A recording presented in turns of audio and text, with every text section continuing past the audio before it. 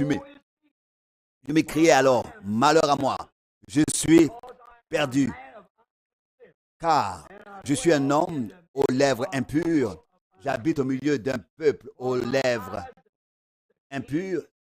Et maintenant, j'ai vu de mes yeux le roi, l'Éternel des armées. Alors l'un des séraphins, vola vers moi, tenant à la main un charbon ardent. Il avait pris avec des pinces au sommet de l'autel. Il a touché ma bouche avec elle et a dit, voici, après que celle-ci a touché tes lèvres, ta faute s'est retirée de toi et ton péché a été effacé. Alors j'entendis la voix du Tout-Puissant qui disait, qui enverrai-je et qui sera notre messager? Je répondis, me voici, envoie-moi. Que le Seigneur bénisse sa parole. Je pense que c'est l'un des passages les plus bouleversants de l'Écriture. En présence de Dieu, les gens se reconnaissent comme pécheurs. Nous pouvons nous sentir très bien quand nous sommes là et penser que nous sommes de bonnes personnes. Mais quand nous entrons dans la présence de Dieu, nous voyons à quel point nous sommes petits. Je n'étais pas loin derrière avec un de mes amis que j'avais conduit à Christ Birch Call, là dans le New Hampshire, un de mes amis qui va chasser avec moi. Et nous sommes allés là-bas pour voir les chutes d'eau. C'était une chose énorme. Nous devions aller loin de la route et nous avons vu l'eau verte et bleue jaillir et descendre sur les rochers. Et il a dit, oh Billy, ici un homme doit se sentir très petit. Et il a montré sur son doigt environ un demi-pouce. Et il a pensé que c'était là qu'il voyait la création de Dieu et qu'il se sentait si petit. Et l'homme qui a écrit, comme tu es grand, comme tu es grand. Ou quand quelqu'un lève les yeux vers les étoiles. C'était une fois quand frère Fred et frère Wood et frère McKennelly étaient là-bas en Arizona. Nous avons essayé de dire à quel point une étoile était proche de l'autre et la distance qu'elles avaient de nous. Et nous avons pensé à quel point elles devaient être proches les unes des autres. Et puis, nous avons dû dire que ces étoiles étaient peut-être plus éloignées les unes des autres que nous l'étions d'elles. Et alors, nous réalisons à quel point nous sommes petits et nous réalisons à quel point il est grand. Et pourtant, nous pouvons entrer en sa présence. Eh bien, cela a toujours eu un effet sur les gens lorsqu'ils entraient dans la présence de Dieu. J'ai vu le temps dans mon ministère. Quand vous voyez la présence de Dieu descendre dans le lieu, de sorte qu'une personne reconnaît que sa vie est révélée et que son péché est mentionné et que les actions immorales sont révélées, quelle sainte crainte vient sur eux. Certains se sont évanouis, d'autres sont tombés, d'autres encore ont couru vers l'autel pour implorer sa miséricorde avant que ce soit leur tour. Il y a quelque chose dans le fait d'entrer dans la présence de Dieu. Il fait en sorte que des choses se produisent. J'ai vu des gens entrer sur des lits. Tout à coup, je pense maintenant au Mexique, quand la mère espagnole là-bas, ou la mère mexicaine a amené son enfant qui était mort.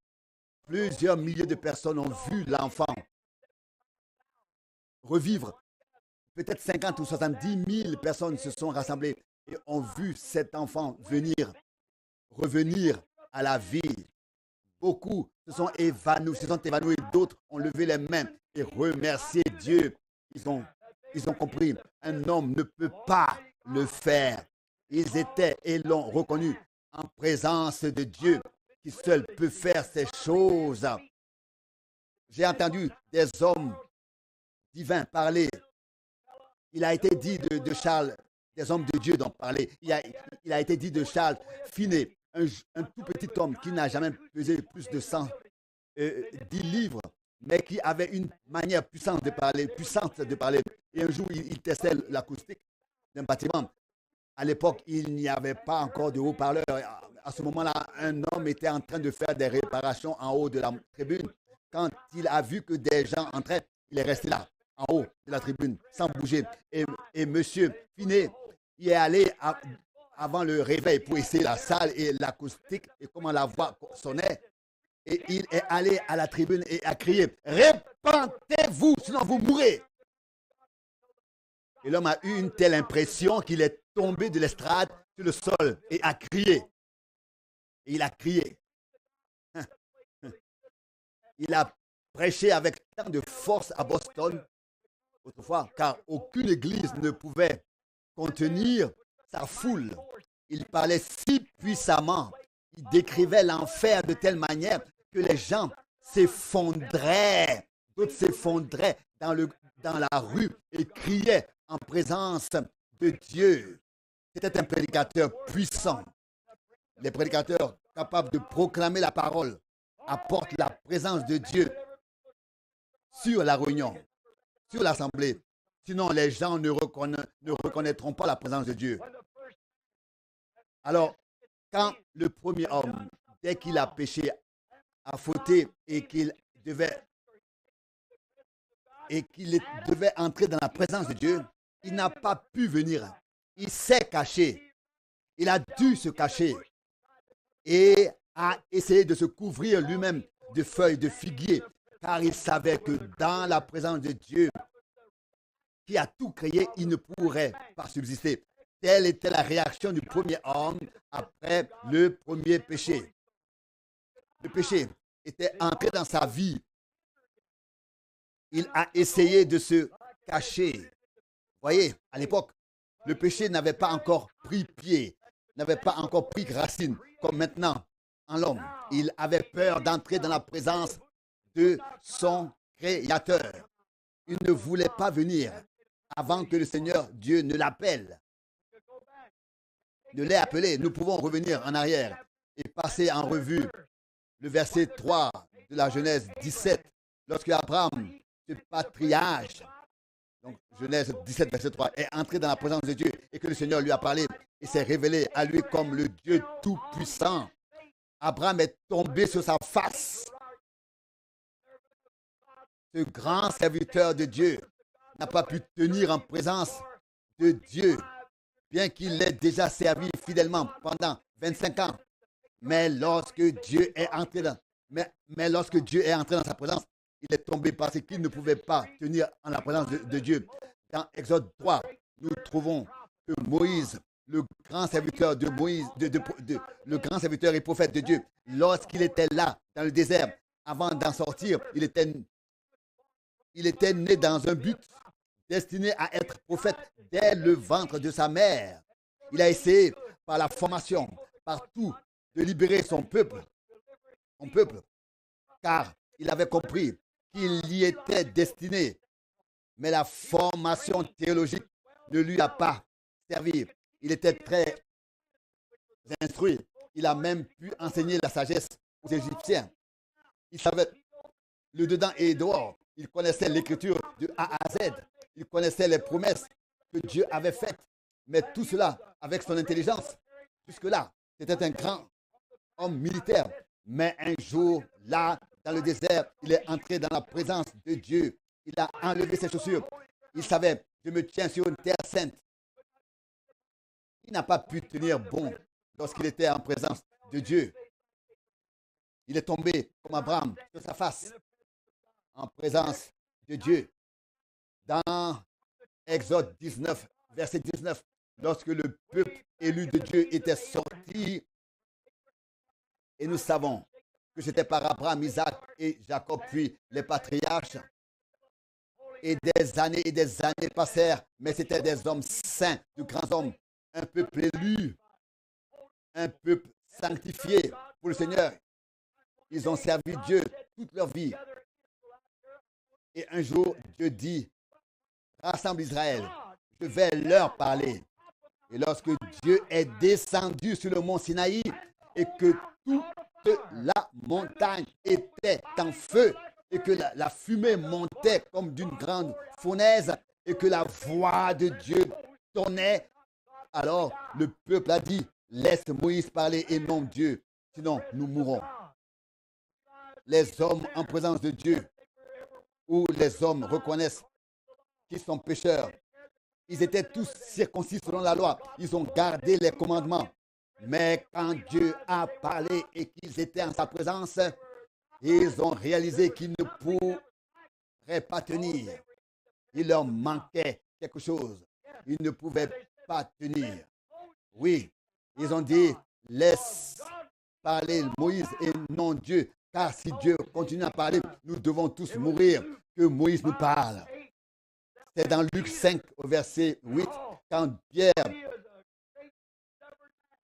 lui qui était si têtu et un homme de grande influence, et comme nous le comprenons aujourd'hui, il avait une bonne réputation, un pécheur connu de son temps, quand il a vu le miracle de Dieu qu'un simple homme a fait, ça avait l'air comme ça, mais il savait que ça devait être plus qu'un homme qui avait mis tous ces poissons dans le filet parce qu'ils avaient pêché toute la nuit. Ils n'avaient rien pris. Mais ensuite, il entendit quelqu'un dire, jetez le filet à droite. Et alors, ils avaient pris une grande quantité de poissons. Il s'est rendu compte qu'il était un homme pêcheur et pécheur. Et a dit, va, éloigne-toi de moi, car je suis un homme pécheur. Qui a dit cela? C'est Pierre qui l'a dit en présence du Seigneur. Il a demandé au Seigneur, va, éloigne-toi de moi car je suis un homme pécheur. Je suis un pécheur. Abraham s'est reconnu de la même manière. Adam s'est reconnu de la même manière. Chacun des fils de Dieu, Moïse s'est reconnu de la même manière. Israël, en tant que nation, en tant qu'assemblée, s'est reconnu comme perverti. Retire-toi de moi, éloigne-toi de moi, car je suis un homme pécheur. Il n'a pas essayé de dire, je suis de valeur, je suis saint. Non, je suis un homme pécheur. Et un jour, un pharisien, avec tout son savoir, il était assis au pied de Gamaliel. Son nom était Saül de Tars. Pardon, Saul de Tars. Nous le connaissons sous le nom de Paul, religieux, jusqu'au bout. Il était le pharisien des pharisiens et l'hébreu des hébreux. C'était un homme connu, un érudit. Il était intelligent, instruit et il pensait servir Dieu depuis son enfance. Mais un jour, sur le chemin de Damas, la colonne de feu s'abattit sur lui. Il tomba sur sa face. Il était dans la poussière et s'écria, Seigneur, qui es-tu? Que dois-je faire? Tout son grand entraînement, toute sa théologie, toute sa formation ne signifiait plus rien lorsqu'il se tenait en présence du Seigneur. Je voudrais dire ici aujourd'hui, vous avez peut-être reçu des distinctions de différentes sortes, des diplômes. Vous êtes peut-être allé à l'église depuis votre enfance. Vous avez peut-être subi tous les actes religieux. Je vous le dis, en présence de Dieu, vous saurez qui vous êtes vraiment. Il s'est rendu compte qu'il était perverti et il est tombé par terre sous l'influence et la puissance qu'il a rencontrée. Et il sut que le même Dieu, le Seigneur qu'il poursuivait, qu'il persécutait, contre lequel il se dressait, c'était devant et était devant lui. C'était devant lui qu'il devait s'incliner et se prosterner. Maintenant, il était en présence de Dieu. Il voyait la colonne de feu. Qu'en était-il de Jean? Qu'en est-il de Jean qui a eu la révélation lorsqu'il a vu les visions? Il a entendu une voix qui lui parlait et il s'est retourné pour voir la voix et il a vu 7 chandeliers d'or et celui qui marchait au milieu d'eux. Ses cheveux étaient blancs comme la neige, comme la laine, ses yeux comme des flammes de feu, ses pieds comme des colonnes de feu et il était ceint d'une ceinture d'or sur sa poitrine. Et quand Jean qui avait marché avec Christ, qui s'était appuyé sur sa poitrine et qui avait vu et entendu toutes ces choses. Et ce Jean-là qui avait marché avec Jésus, qui avait parlé avec lui, qui avait mangé avec lui, qui avait dormi avec lui, quand il l'a vu là, maintenant, dans son état glorieux, il est tombé comme un mort. Le même homme. Réfléchissez à cela.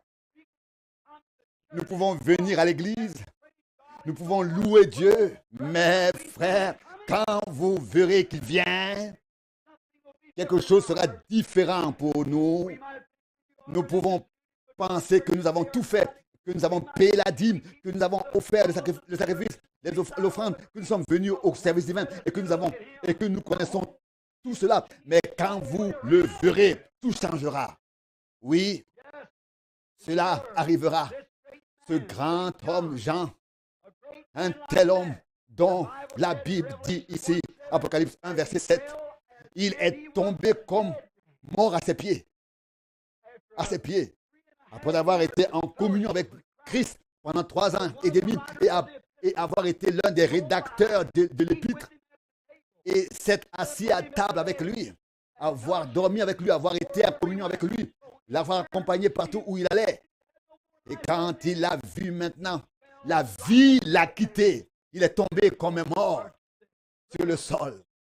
Eh bien, nous voyons ici Ésaïe dans ce chapitre, comme nous l'avons lu, ce grand et puissant prophète, l'un des plus grands prophètes de la Bible.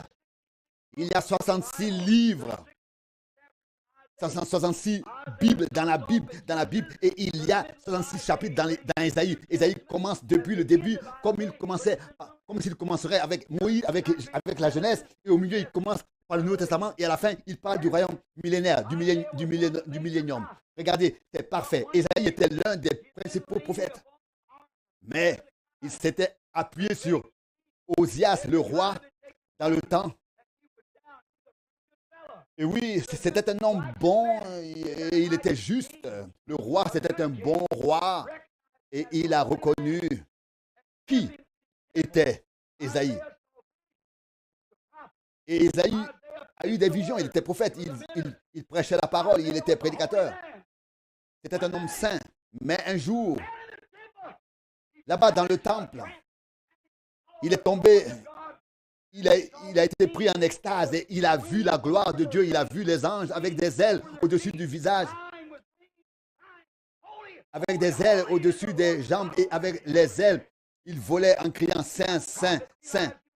Saint, Saint est le Seigneur des armées. Le prophète reconnut, je ne suis rien. Il dit, malheur à moi. Je suis un homme aux lèvres impures, un prophète, un des plus puissants de la Bible, dans la Bible. Il dit, je suis un homme aux lèvres impures. J'habite au milieu d'un peuple aux lèvres impures. Malheur à moi, je suis perdu, car j'ai vu la gloire de Dieu. Et quand les anges ont ainsi crié, Saint, Saint, les seuils des portes ont tonné et tremblé.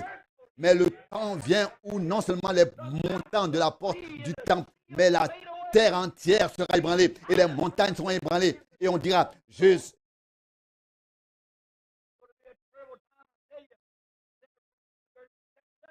suis le Seigneur, le Dieu de la terre. Et ils diront, cache-nous de la colère de celui qui est assis sur le trône. Ce sera un temps terrible. Amis pécheurs, s'il vous plaît, examinez-vous. C'est le moment. Eh bien, Ésaïe a dit, je suis un homme aux lèvres impures. J'habite au milieu d'un peuple aux lèvres impures. Et je veux dire que ces gens-là aussi ont des lèvres impures. Et si de tels saints hommes se reconnaissent sans, alors pécheur en présence de Dieu, où demeurera le pécheur et l'impie en ce jour-là? Que feront les hommes qui se sont assis dans les réunions? Que feront-ils, eux qui ont vu la puissance de Dieu, qui ont entendu le conte à rebours et qui ont vu Dieu révélé? Et sans l'ombre d'un doute, chaque écriture s'accomplit. Et ils essaient d'aller au ciel sans être nés de nouveau et sans avoir reçu le baptême du Saint-Esprit.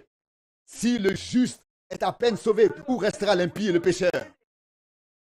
Où pourrez-vous vous tenir lorsque nous verrons Dieu dans son épanouissement et que nous verrons la gloire de Dieu et vous continuez à avancer comme ça? Et si donc le prophète et d'autres se sont exclamés, je suis coupable, s'ils se sont exclamés et prosternés en disant, je suis un homme aux lèvres impures, qu'en sera-t-il de nous et de celui qui ne veut même pas confesser ses péchés? Qu'en est-il des jeunes qui ne confessent pas leurs péchés? Et qu'adviendra-t-il de ceux qui pensent en savoir plus de la création de Dieu que le Créateur lui-même? Qu'adviendra-t-il de celui qui essaye de refuter et de contredire Dieu toute sa vie? Que lui arrivera-t-il? C'est l'évangélisation. Ça, c'est le temps d'ébranler les gens. C'est le temps dont Dieu a parlé. Il a dit, alors que le mont Sinaï sera, il a dit que le mont Sinaï sera ébranlé. Et il ébranle maintenant encore une fois. Il ébranlera tout ce qui peut être déplacé et ébranlé. Mais voyez ce que dit l'Écriture. Nous recevrons un royaume inébranlable. C'est ainsi que c'est écrit. Alléluia. Un royaume immobile. Tout ce qui peut être déplacé sera ébranlé. Le ciel sera ébranlé. La terre, le ciel et la terre passeront. Mais la parole de Dieu ne passera pas. Car sur ce rocher, je bâtirai mon église et les portes de l'enfer ne pourront pas contre elle. Tout ce qui peut être ébranlé le sera. Mais nous recevons un royaume que la parole de Dieu nous a promis et il ne peut pas être ébranlé. Amen. Oh, comme c'est merveilleux. Nous recevons un royaume qui ne peut pas être déplacé. Il est immobile. C'est ce qu'a dit Paul, le rédacteur des lettres aux Hébreux. Quel temps c'est? Regardez, nous aussi, nous avons vu la gloire de Dieu, bien sûr. Nous l'avons vu. Nous l'avons vu comme Abraham l'a vu. Nous l'avons vu comme Moïse l'a vu. La même colonne de feu, la même puissance de Dieu, le même Christ qui se dévoile, qui se révèle maintenant dans les derniers jours. Comment pourrions-nous venir et prendre les choses à la légère? Comment pourrions-nous encore nous accrocher au credo et aux donations et ensuite à la parole de Dieu? Que sera-t-il pour nous en ce jour-là? Que ferons-nous après avoir vu la gloire de Dieu? Certains se tiennent là, ils rient, ils s'en moquent. D'autres disent c'est du fanatisme. D'autres disent c'est de la télépathie. D'autres disent c'est Belzébuth. Et cela est désigné différemment. Et comme le vieux problème, les fous vont là où les anges ont peur d'entrer. L'insensé dit dans son cœur, il n'y a pas de Dieu. Bien qu'il voit que Dieu se révèle si parfaitement selon sa parole, et ensuite il passe outre. Ce sont tout de même des insensés, car Dieu est dans sa parole, et sa parole est toujours claire pour ceux qui la reçoivent et qui l'acceptent. Que se passera-t-il quand ces gens devront répondre à ceux qui sont passés à côté? Ce sera terrible pour le méchant. Ce sera terrible pour le méchant. Ô pécheurs, répentez-vous. Voyez, un pécheur qui se répand, il sait que c'est un sacrifice sanglant qui a été offert pour lui. Et cela nous donne la consolation. J'ai vu la gloire de Dieu. J'ai ressenti sa puissance. Je connais le contact de sa main. Je sais qu'il est Dieu. Je sais qu'il ne se passe rien avec moi, mais je sais qu'il se tient pour moi et qu'il dit, Père, tu as fait retomber sur moi toutes ces fautes et je peux maintenant venir librement au trône de la grâce, car je sais que c'est uniquement grâce à sa miséricorde et sa grâce que j'ai pu venir à lui, non pas par ce que j'ai fait, par des œuvres ou d'autres choses, mais par sa grâce. Le poète a déjà dit, et a dit, comme il est doux, le son, il a sauvé un rien comme moi. Jadis, j'étais aveugle, maintenant je vois. Comment pouviez-vous aller au ciel? Ce n'était pas possible, mais quelqu'un a ouvert la voie. Il est le chemin. Et comment y allons-nous?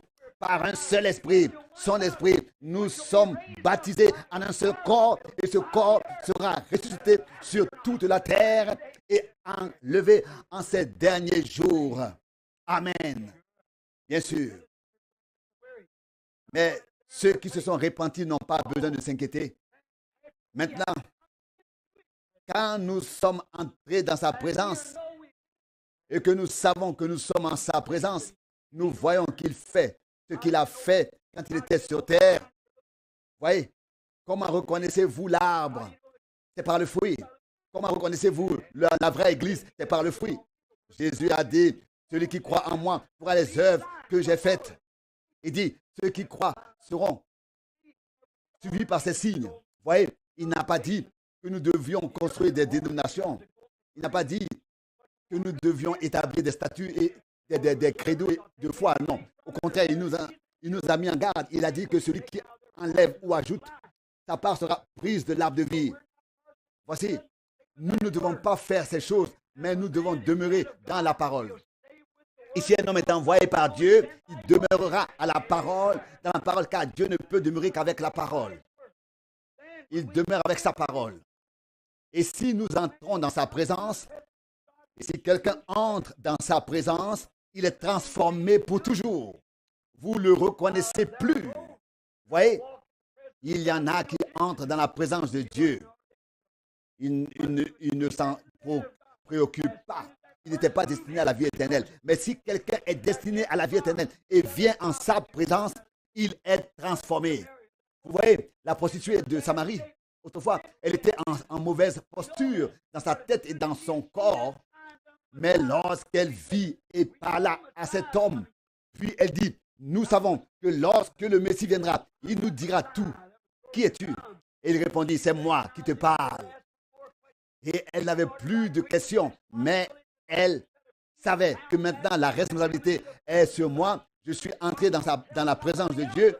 J'ai la responsabilité d'en parler aux autres. Alléluia. Tout, c'est vrai. Toute personne qui vient dans la présence de Dieu est responsable devant Dieu de le dire aux autres à partir de cette minute. Regardez Abraham, regardez Moïse, regardez Pierre, Paul. Au moment où ils sont entrés dans la présence de Dieu, ils se sont reconnus pécheurs et ils ont scellé leur témoignage de leur vie. Regardez cette femme, elle est entrée dans la ville et a dit, venez voir qui j'ai trouvé. N'est-ce pas le Messie? Elle ne pouvait pas le nier. C'était conformément aux Écritures. Voyez, si nous avons une responsabilité, disons-le aux autres, Paul, Pierre, tous, après avoir vu, entendu, et après, et être venus dans sa présence, tous. Et donc, vous êtes responsables du message. Vous êtes responsables de le dire aux autres. Vous ne pouvez plus vous asseoir tranquillement avec cela. Non, vous devez le porter aux autres. Je pense à une vieille sœur qui était ici, la mère de frère Snelling. Et elle chantait toujours, je viens de revenir et j'ai couru dans tous les sens. Je me suis assise et j'ai recommencé à courir. Et j'ai recommencé à courir pour dire ce dont mon cœur est rempli. Et puis je pense à une église de Noirs à Louisville. Et là, il chantait, je cours sur le chemin du roi. Je vous le dis, quand vous aurez trouvé Christ, vous ne pourrez plus rester tranquille. Vous êtes une personne transformée. Vous devez en témoigner. Regardez, car lorsque la lumière et la lumière se rencontrent, il y a de la lumière. Lorsque l'ampoule est associée à l'électricité, elle doit produire de la lumière. Rien ne peut l'arrêter. La lumière jaillit. Cela doit se produire.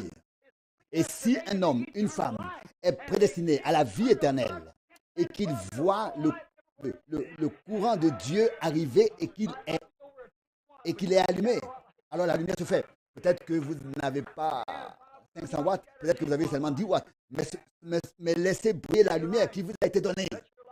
Donnez votre lumière et faites-la briller. Faites-la briller devant les hommes pour qu'ils voient vos bonnes œuvres et louent le Père qui est au ciel, qui est aux cieux. Bien sûr, lorsqu'un homme entre en contact avec Dieu, il se reconnaît comme n'étant pas bon. Comment quelqu'un pourrait-il venir dans sa présence et dire, je suis si bon, j'ai fait ceci, j'ai fait cela. Alors, Alors qu'il n'est rien. Il n'est rien du tout dès le commencement, dès le début. Un jour, j'étais à Memphis, Tennessee, et il y avait frère David qui avait une réunion de réveil là-bas. Et nous étions ensemble et nous sommes allés dans un colisée ou une galerie d'art.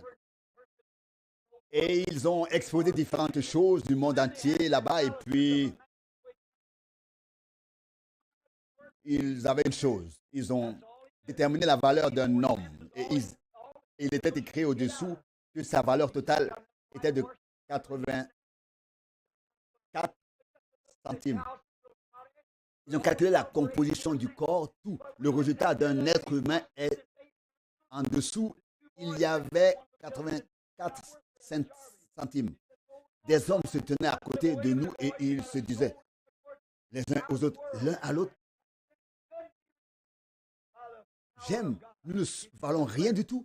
Qu'est-ce que 84 centimes? Et je leur ai dit, écoutez, si vous êtes rachetés par la puissance de Dieu, alors vous valez beaucoup. Vous voyez, les gens ont la responsabilité d'en parler aux autres. J'ai commencé jeune et j'y ai consacré toute ma vie. Et si j'avais 10 000 vies et que je disais toujours aux gens, parce que c'est la plus grande chose de notre vie, si vous lisez Ézéchiel 33, il est question d'une sentinelle assise sur la tour du garde. Et cet homme est responsable de toute la ville. Amen. Eh bien, il veille. Eh bien, et réveillez-vous sur votre responsabilité spirituelle. Cette sentinelle devait être un homme entraîné. Il devait savoir ce qu'il faisait. Car à n'importe quelle distance, aussi loin qu'il pouvait voir, il devait reconnaître l'ennemi. Et il devait le reconnaître à leur marche, à leur couleur, à la façon dont ils arrivaient, à tout ce que l'œil humain pouvait voir. Et cette sentinelle était toujours plus haut que tous les autres. Et Dieu lui a demandé de rendre des comptes. Sentinelle, quelle est l'heure de la nuit? Alléluia. Il en est ainsi des sentinelles de Dieu. Elles sont entraînées par la parole, avec la parole. S'il se présente quelque chose qui n'est pas conforme à l'écriture, ils avertissent leur église. Et tout ce qui n'est pas biblique, tout ce qui n'est pas de Dieu, comme on a aujourd'hui dans les églises, les gens dansent et toutes ces manifestations, c'est mal. On a différents jeux dans les églises, des jeux de cartes et d'autres jeux. Un vrai gardien qui a été une fois dans la présence de Dieu parlera contre cela et reprendra. Il reprendra. Vous voyez, il devait être plus haut, comme toute l'assemblée, pour pouvoir monter afin de voir loin, pour pouvoir ensuite donner la réponse au troupeau. Un homme de Dieu qui se tient en présence de Dieu, il sait que Dieu tient sa parole et qu'il témoigne et qu'il se témoigne. Et s'il fait tout ce qu'il doit faire, Dieu fera le reste. Peu importe ce que les organisations disent ou font. Il sait et il frappera l'ennemi. Amen. Il sait ce qu'il doit dire à l'église, un vrai gardien. Si nous, un vrai gardien, si nous avons confessé et que nous étions en sa présence et que nous avons confessé nos péchés et qu'ils sont effacés, même de sa mémoire, seul Dieu est capable de le faire. Si vous faites quelque chose contre moi et je vous pardonne, mais je m'en souviens, si je vous ai fait du mal, vous me pardonnez, mais vous y pensez. Mais Dieu peut pardonner et oublier. Oh, réfléchissez à cela. Il n'y pense plus. Amen. Cela me fait me sentir bien. Dieu n'y pense plus. C'est fini. Il n'y pense plus jamais. Seul Dieu a cette caractéristique. Il l'a effacé. Même il n'est plus, mais cela n'est plus là. Vous ne pouvez pas, je ne peux pas. Car nous pensons aux choses. Mais lui est le Dieu infini. Il peut absolument oublier que cela a été fait. Amen. Une jeune femme qui venait d'une église rurale et dont le père était un homme d'âge mûr qui aimait pousser des cris de joie et louer Dieu et donc avancé en âge, hein, et elle s'en alla. Et alors elle déménagea à la ville, puis se mit à fréquenter les femmes de la ville, les femmes de l'église. Et cet homme ne connaissait rien d'autre que de prendre son petit déjeuner, de lire la Bible, de prier, de pleurer, de louer, de glorifier. Et il était un peu mobile avec ça. Et parfois, même quand il ne pouvait pas dormir, il lisait. Et puis il se levait en criant gloire à Dieu, alléluia, louange à Dieu. Parfois, il tapait du pied assez fort. Et puis le jour est venu où elle a pris le thé avec les femmes de l'église. Et elle ne savait pas quoi faire de son père. C'était son père et elle avait décidé de le mettre au premier étage. Et elle a alors dit, Père, tu ne veux pas être ici avec toutes ces femmes. Non, je ne veux pas être là, a répondu le grand-père. Et puis, elle a dit, écoute, nous avons une petite réunion de prière ici. Pourquoi tu ne montes pas à l'étage? Et il a dit, bien sûr, je peux le faire. Il a dit, bien sûr, je peux le faire. Et elle a dit, voilà un livre. Lis-le, c'est sur la géographie. Elle lui a pris la Bible et elle a dit, aujourd'hui, tu n'as pas besoin de la Bible. Lis ce livre. Elle pensait ainsi qu'il sera au moins tranquille. Car lorsqu'il lit la Bible, il ne cesse de hausser le ton, de s'exulter, là-haut de louer. Et cela, elle ne voulait pas le faire en présence. Elle ne voulait pas que cela se passe en présence de toutes ces femmes chez elle. Et elle a dit, Père, ce livre te dit toute la vérité sur le monde entier. Il te suffit de le lire et de rester silencieux. Et il dit, oui, compte là-dessus, ne t'inquiète pas, je vais monter. Et il discutait là, à la partie de thé, il parlait d'un tel et de ceci, de cela, ils avaient quelque chose à dire ici, chacun parlait, et tout à coup, l'homme s'est mis à pousser des cris de joie. Le plafond a commencé à s'effondrer, et il a tapé des pieds en criant gloire à Dieu, gloire à Dieu, gloire à Dieu. Les femmes se regardèrent et dirent, qu'est-ce qui se passe ici? Et il descendit les escaliers aussi vite qu'il le pouvait. Et elle lui a dit, mais père, je t'ai donné un livre de géographie. Qu'est-ce qui t'arrive? Il dit, oui, dit-il, j'ai lu ici dans ce livre que tu m'as donné qu'il y a des endroits dans la mer où ils ne peuvent pas atteindre le sol. Il a dit, gloire à Dieu, je sais ce que cela signifie pour moi, car c'est là que le Seigneur a jeté mes péchés. Dans la mer, là où elle la plus profonde, là où il n'y a pas de fond, là où ils sont simplement partis pour toujours. Et il s'est mis à louer et à exulter. Et à exalter. Et voyez, c'est ainsi. Dieu a jeté nos péchés dans la mer de l'oubli. Ils n'ont jamais été devant lui. Oh, comme c'est merveilleux. Et alors nous nous tenons dans la présence de Dieu par Jésus-Christ, notre Seigneur, ainsi saint qu'il est. Car il ne me voit pas quand je viens là. Non, il voit son propre Fils. Il ne peut pas me voir car je suis dans son Fils. Et il ne voit que son Fils. N'est-ce pas merveilleux? Alors, vous n'avez plus besoin de penser au péché. Tout est sous le sang. Vous n'avez plus besoin de vous inquiéter. C'est retiré de la mémoire de Dieu. Il n'y pense plus. Ésaïe, le puissant prophète, il a confessé son péché et dit, malheur à moi, car je suis un homme aux lèvres impures, un prophète, un homme aux lèvres impures. Et mon église est impure, mon assemblée est impure. Les gens à qui j'ai prêché, ils sont impurs. Je suis impur. Et malheur à moi. Mais maintenant, il vit les anges. Et ils crièrent, Saint, Saint. Et il vit que le bord de son vêtement remplissait l'espace. Et des anges qui ne savent pas ce que c'est, qui ne savent pas ce qu'est le péché. Et là, en présence de Dieu, ils ont couvert leur visage de deux de leurs ailes et ont crié, Saint, Saint, Saint est le Seigneur, l'Éternel des armées. Oh, alors, vous vous sentirez certainement pas saint. Eh bien, que fit-il? Il a dit, malheur à moi, je suis perdu. Et quand il a confessé son péché, l'ange s'est avancé, a pris la pince et a pris le charbon. Et ce charbon représentait le baptême d'esprit et de feu. Et quand il toucha ses lèvres avec, il a dit, maintenant tu es pur. Et c'était comme si son rideau du temps s'était levé et qu'il avait entendu la voix. Qui ira pour nous? Qui sera notre messager? Vous voyez?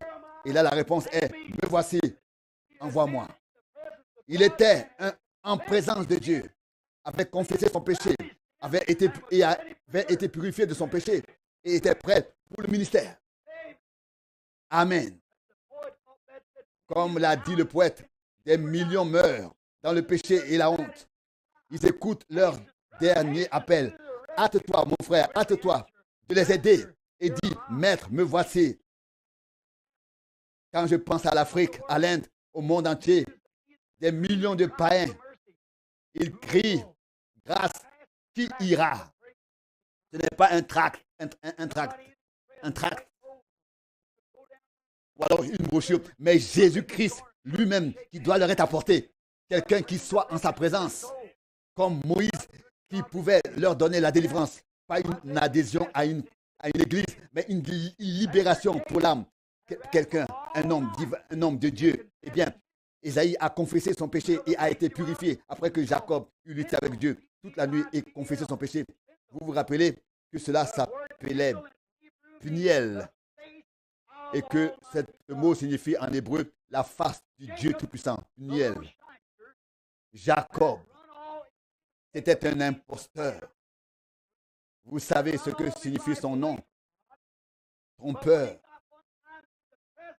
Et tout au long de sa vie, donc tout au long de sa vie, il s'est éloigné de Dieu, mais ensuite, il était en présence de Dieu. Et en sa présence, il a saisi le Seigneur et ne l'a plus lâché. Il s'est tenu fermement en présence de Dieu. Et il est resté avec lui jusqu'à ce que le soleil se lève et que le Seigneur dise, laisse-moi partir. Il resta là et dit, je ne te laisserai pas jusqu'à ce que tu m'aies béni. Il s'en alla justifié. Comme la chose était grande, eh bien, il a persévéré. Il a vu des signes de Dieu. Il a fait des songes, mais maintenant, il était en présence de Dieu, devant sa face. Réfléchissez à cela, mes amis. Pendant que nous nous dépêchons en présence de Dieu, un homme est transformé, changé. Jacob a été changé. Maintenant, il pouvait marcher avec Dieu. Maintenant, il était différent. Le combat était terminé. Il était changé, il était transformé. Et il a construit un hôtel. Voici ce que je vous dis.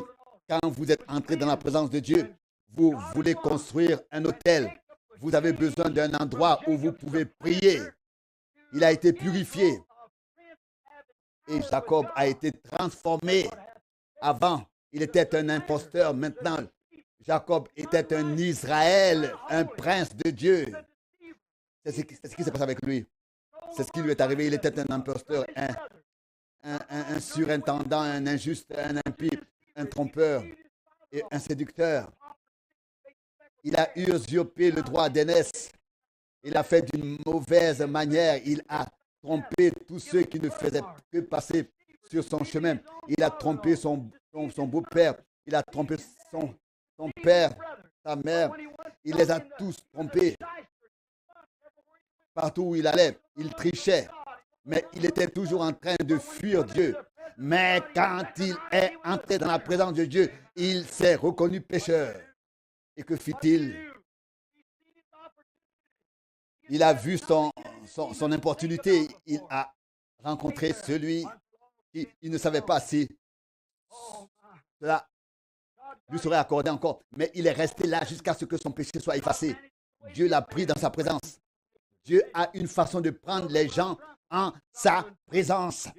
Certains s'éloignent de lui, d'autres vont à lui. Certains disent qu'il n'y a rien et s'en vont.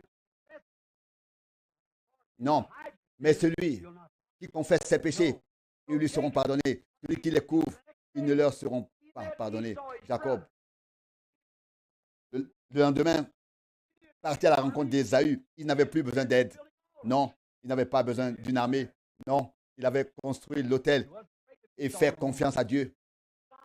Maintenant, il n'avait plus peur d'Ésaü. Au psaume 16, 8, David dit, j'ai l'Éternel devant les yeux en tout temps.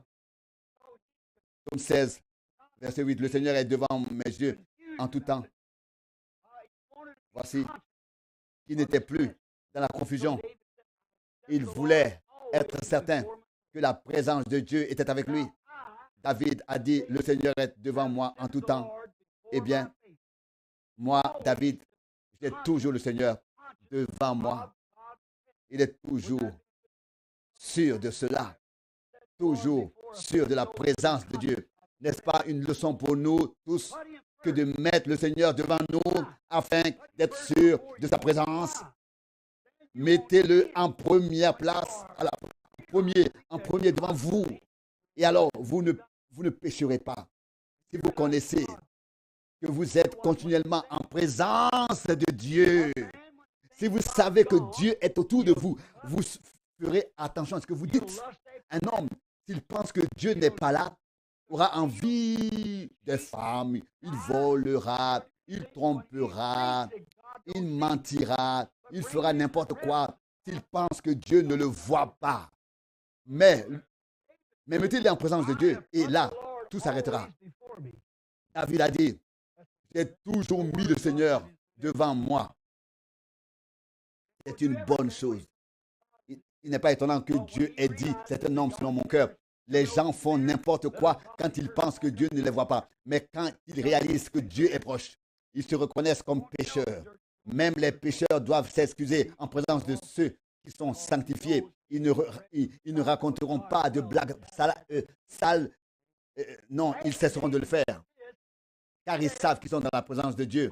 Car Dieu habite parmi son peuple, dans son peuple. Vous voyez, David, il dit alors que mon cœur se réjouisse, que mon cœur exulte et que ma chair se repose dans l'espérance. Pourquoi? Mon cœur se réjouira, car j'ai toujours Dieu devant moi. Et ma chair sera dans l'espérance. Si je meurs, je ressusciterai. Car il ne livrera pas mon âme au séjour des morts. Il n'admettra pas que son sein voie la corruption. Vous voyez, il était continuellement en présence de Dieu. Cherchez d'abord le royaume de Dieu. Vous voyez, Église, je vous aime. Je veux que vous m'écoutiez. J'ai encore quelque chose à dire. Que le Seigneur soit constamment placé devant vos yeux. Ne faites rien que vous ne feriez pas en sa présence, car il veille sur vous. Le Seigneur entoure ceux qui le craignent. Il est proche de vous. Il sait tout ce que vous faites et vous devez le comprendre et le savoir. Et si vous commencez à dire un mensonge, arrêtez. Le Seigneur vous entend. Si vous essayez de faire une fraude, arrêtez, le Seigneur vous voit. Si vous essayez d'abuser de son nom, ne le faites pas. Si vous essayez de fumer, ne le faites pas. Il veille sur vous. Vous voyez, nous avons chanté un chant. Sur le chemin, il y a un œil qui veille sur moi, sur vous. Maintenant, faites comme David, que le Seigneur soit constamment placé devant vos yeux. Alors vous serez dans l'allégresse et votre chair reposera dans l'espérance. Oui, il savait qu'il ressusciterait car Dieu l'a promis. Maintenant, quand nous venons en sa présence, nous sommes transformés. Nous ne sommes plus les mêmes à travers tous les âges, tous les hommes de toutes conditions. Regardez Abraham. Maintenant, vous pensez seulement que les prédicateurs ont une vie transformée. Non, pas seulement les prédicateurs. Tous les croyants, de la même manière. Abraham était un fermier. Mais quand il a entendu la voix de Dieu parler et vu la vision, il était un homme transformé. Dès l'instant, il s'est isolé de ses parents, de ses connaissances, et il est sorti comme le Seigneur le lui avait ordonné. Il a habité sous des tentes car il a confessé qu'il cherchait la ville dont Dieu est le bâtisseur. Il savait que Dieu était là et qu'il servait le Dieu qui bâtit cette ville. Et c'est cette ville qu'il a cherchée. C'était un homme transformé, alors qu'il n'était plus, alors qu'il n'était rien de plus qu'un fermier. Et il a vu la vision, il était en présence de Dieu. Et transformé, changé. Moïse était un berger, mais il était ensuite un homme transformé lorsqu'il est entré dans la présence de Dieu. Ah, avant, il était un lâche. Il s'enfuyait loin de Pharaon. Mais ensuite, avec un bâton à la main, il a fait sortir tout le peuple d'Israël. Pourquoi? En présence. Il était dans la présence de Dieu. Il était un homme transformé. Pierre, un pécheur. Il ne savait rien d'autre de Dieu que ce qu'on lui avait dit. Il savait seulement comment attraper des poissons. Mais quand il est entré dans la présence de Dieu, il a vu qu'il lui disait, jetez vos filets à droite. Et il répondit, c'est ta parole, nous le ferons. Et tu l'as dit, nous le ferons sur ta parole. Et ils ont baissé les filets, puis ils ont commencé à tirer.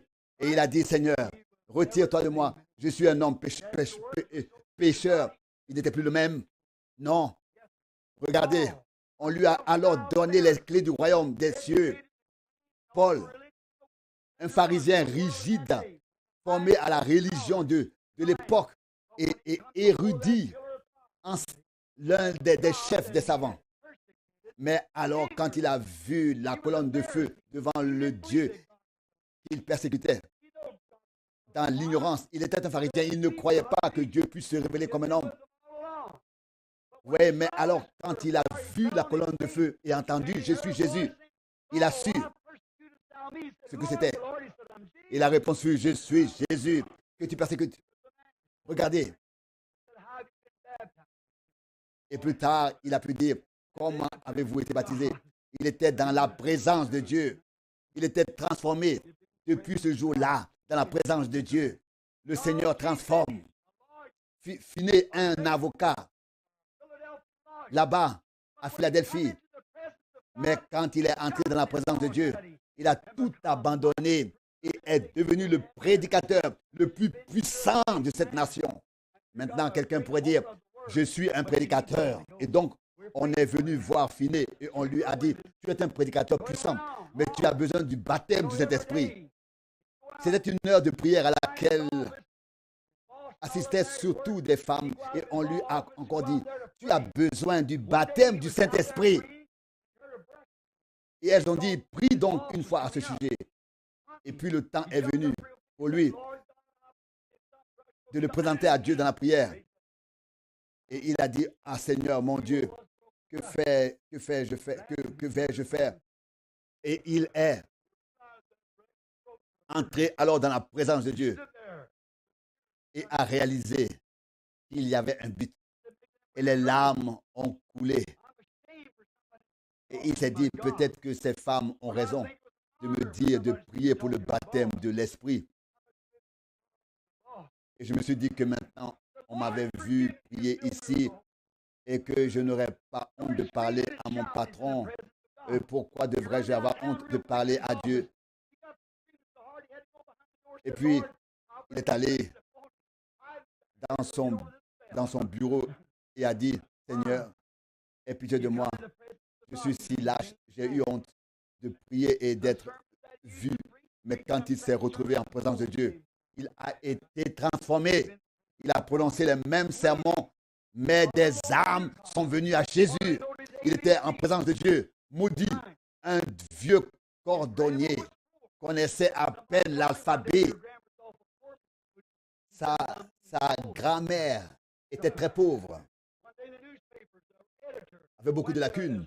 Mais quelqu'un le lui a même dit et il a répondu, mais je gagne des âmes grâce à cela. Et puis le journal est venu le voir et on lui a écrit, on a écrit, comment cet homme peut-il attirer de telles foules? Il est chauve, sa barbe tombe et il a un ventre qui pend devant lui. Il a l'air terrible.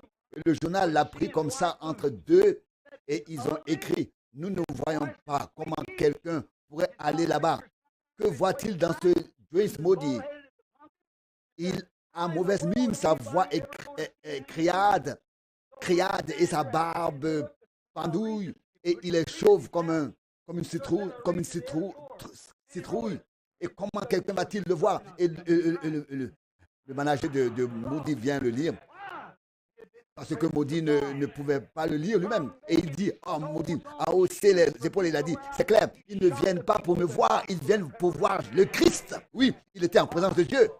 Et il n'a plus fait de chaussures. Et il n'a plus fait de chaussures, mais il a maintenant chaussé les gens pour qu'ils aillent annoncer l'évangile de paix. Pourquoi? Il était en présence de Dieu. Regardez comme la femme à l'époque, quand elle est venue dans la présence de Dieu, à ce moment-là, cela s'est produit. Elle a réalisé qu'elle était en présence de Dieu. Tout péché était pardonné. Et elle était aussi blanche qu'un lys. Qu'un lys. Je pourrais en dire beaucoup plus. Le temps ne me le permet pas. Peut-être devrais-je dire quelque chose sur moi maintenant. Qui aurait pu être plus bas que moi? Où étais-je? Je viens d'une famille de gens qui ont bu. Et maintenant, il énumère toutes les mauvaises choses, mais nous les connaissons tous de nous-mêmes, n'est-ce pas? Et même quand j'allais à la ville et que je voulais parler à quelqu'un, personne ne voulait avoir affaire à moi. Et je me suis dit, pourquoi tout cela? Mais un jour, je suis entré dans la présence de Dieu. Il m'a transformé et il a fait de moi un autre fils. Sa grâce m'a fait entrer dans sa présence. Je ne voulais plus la quitter. Maintenant, j'y suis depuis plus de 30 ans. Je ne veux jamais la quitter. J'ai la certitude que je serai toujours en sa présence. Même la mort ne m'en séparera pas. Je serai avec lui pour toujours, pour toute éternité. La première fois que j'ai vu sa présence, j'ai pleuré et crié comme Esaïe. Et puis, il m'a touché dans sa grâce. J'étais changé.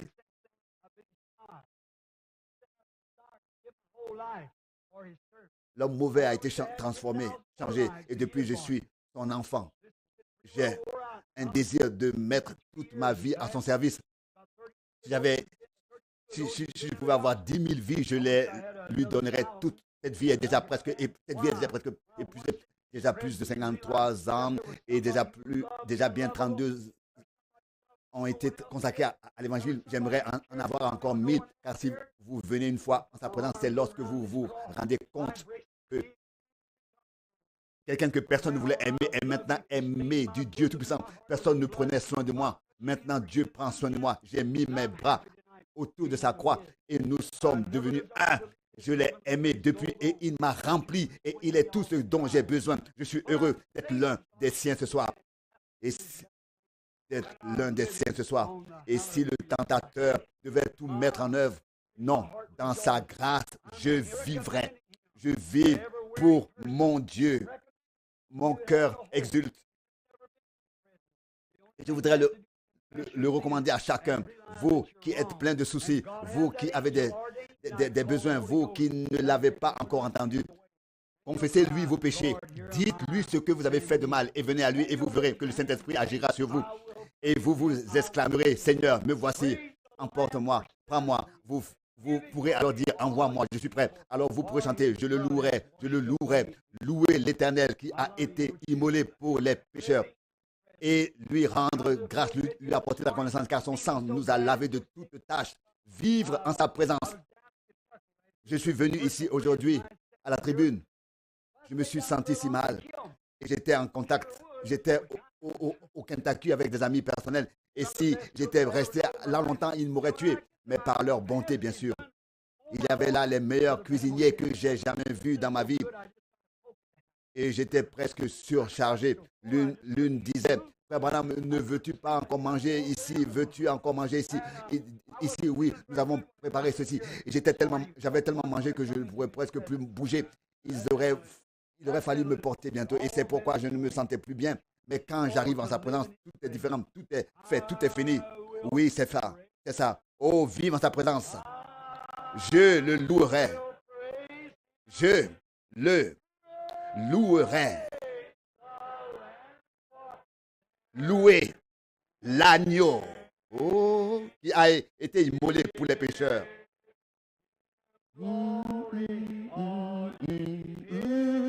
Rendez-lui gloire, vous tous les hommes, car son sang a lavé toute tâche. Inclinons maintenant nos têtes. Oh, il a tant fait pour moi.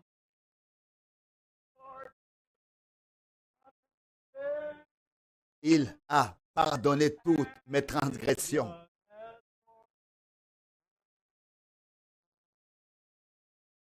Ton sang a lavé tous mes péchés. Je veux le louer.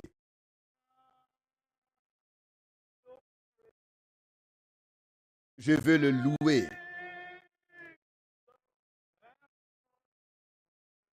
Louer l'agneau immolé pour les pécheurs. Rendez-lui gloire, vous tous les hommes, car son sang a lavé toute tâche. Je le louerai. Si vous êtes ici ce soir, et je sais que sa présence est ici, je me tenais là-bas, et il y avait une fille de l'église, de l'Assemblée de Dieu ici. Et le Saint-Esprit agissait à travers moi et les parents étaient venus de l'Assemblée de Dieu et le chef là-bas, il le savait et il le sait. La fille a une leucémie et le médecin a dit qu'elle ne peut plus vivre. Elle était déjà enflée, tout déjà était bleu à cause de tous les vaccins et tout ça. Et les parents avaient juste lu un livre et ils ont senti. Et ils se sont sentis guidés à venir et le Saint-Esprit a fait ressortir le passé de l'enfant, ce qui était arrivé. Et j'ai dit comme la fillette, et j'ai dit comment la fillette aimait jouer du piano et comment la mère confirmait tout ce qui avait été dit. Ils sont ici maintenant, ils entendent, les parents sont assis dans la voiture et soudain, j'ai vu une ombre au-dessus de l'enfant et j'ai dit, Satan, tu es vaincu. J'ai dit qu'avec Dieu, il n'y a pas d'exception de personne. En tant que serviteur de Dieu, j'ordonne à Satan de quitter cet enfant et une lumière est descendue et tout était fini. Oh, Dieu est digne de toutes les louanges. Il sait toutes choses. Il connaît votre cœur. Il sait ce que vous pensez. Il le sait. Si le péché est encore là et que vous ne pouvez pas entrer dans la présence de Dieu avec, vous voulez le lui apporter, il avait élevé la main et dire, frère Branham, prie pour moi, je veux être en sa présence ce jour-là, sans culpabilité. Dieu le voit en sa présence. Je vais vous dire ce que vous devez faire. Écoutez, faites comme David. Placez-le devant vos yeux. Placez le Seigneur entre vous et le péché. Et que quoi que soit le péché, mensonge ou vol, ou mauvaise pensée ou agitation, ou quoi que ce soit, convoitise ou quoi que ce soit, placez le Seigneur devant vous. Et alors votre cœur se réjouira et votre chair sera dans l'espérance, car vous avez la promesse qu'il vous ressuscitera quand il viendra. Vous sortirez. Prions maintenant. Père céleste, une prédication tronquée, apportée par un serviteur fatigué, mais je pense au thème demeurer en présence de Dieu et nous voyons ce soir l'effet que cela a eu sur les saints hommes qui sont venus en ta présence, sur ceux qui ont été sanctifiés, de grands prophètes puissants désignés par Dieu pour annoncer la parole. Et pourtant, en sa présence, ils sont tombés comme morts. Que ferons-nous en ce jour, Seigneur? Nous y avons réfléchi. Il y a 40, 50 mains levées. Ils ont reconnu que tu leur as parlé. Maintenant, ils ont l'occasion. Que feront-ils quand ils devront te rencontrer?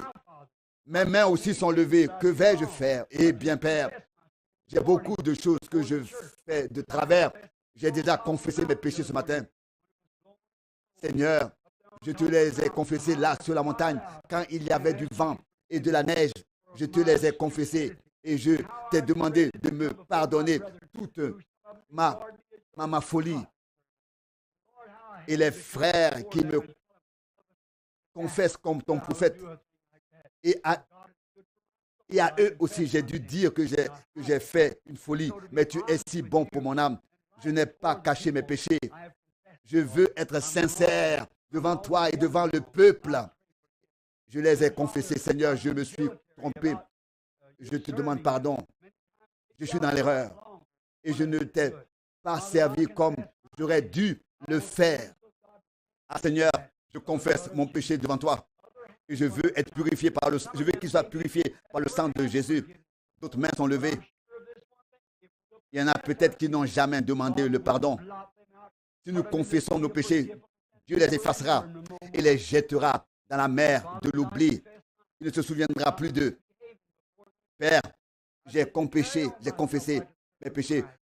J'ai confessé que je ne me suis pas comporté comme il le fallait devant les hommes. Et je ne me suis pas comporté comme un serviteur de Dieu. J'ai pensé que l'homme serait méchant avec moi et je ne voulais pas les blesser. Mais je t'ai blessé, Seigneur. Et je te prie de me pardonner. Et maintenant, je te demande, si tu te demandes le pardon, je reçois ce pardon et tu le mets dans et tu mets ce que j'ai fait dans la mer de l'oubli et tu ne t'en souviens plus. Je suis reconnaissant, Seigneur, et je te demande que tous ceux qui ont des péchés et qui sont entourés du péché, qu'ils puissent s'en débarrasser et se placer devant eux. Car maintenant, nous t'invoquons et nous disons, malheur à moi, car je suis perdu, j'ai vu la gloire de Dieu, comme Isaïe l'a fait. Si un homme, un garçon, un homme ou qui que vous soyez, une fille, quoi que vous soyez, nous sommes tous impurs. Nous demandons que le sang de Jésus-Christ, que le sacrifice par lequel nous sommes purifiés de tout péché, nous purifie. Seigneur, laisse-nous aller de l'avant avec nos cœurs qui se réjouissent et nos cœurs qui reposent dans l'espérance. Nous sachions que lorsque Jésus viendra, nous serons avec lui et nous le rencontrerons lors de l'enlèvement. Et lorsqu'il viendra, alors nous voyons déjà les 7 âges de l'Église tels qu'ils ont suivi leur cours. Seigneur, nous prions avant que tu ne fermes la porte. S'il y a quelqu'un ici ce soir qui n'est pas encore venu, qu'il entre vite, car nous sentons que le temps de la grâce va bientôt se fermer. Que ceux qui acceptent la grâce entrent. Ceux qui ne veulent pas entrer subiront le jugement. Dieu fermera la porte. Que la porte ne soit pas fermée aujourd'hui. Qu'ils viennent tous en tant que pécheurs et se confessent.